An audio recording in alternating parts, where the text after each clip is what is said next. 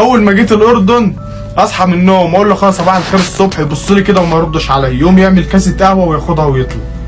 شويه نفس النظام، بنهزر يوم العصر قلت له خد تعالى يا عم، انت ما بتردش عليا الصبح؟ لا انت كنت في مصر بتقول لي خد هات لنا ب 2 جنيه طعميه وهات لنا حزمه عيش وقدرة فول وسرقنا ربطه جرجير وانت جاي خلانا نشق رقني.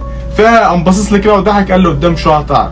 شهر واحد بقى نصحى من النوم انا ابص له وهو يبص لي وكل واحد ياخد كاس القهوه بتاعته ونطلع.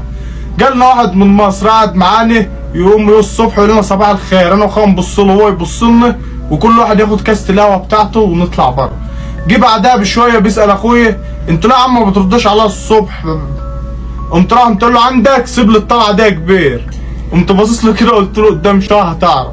شويه وبنا نصحى احنا الثلاثه نبص لبعض ما نتكلمش، كل واحد ياخد كاس القهوه بتاعته ونطلع.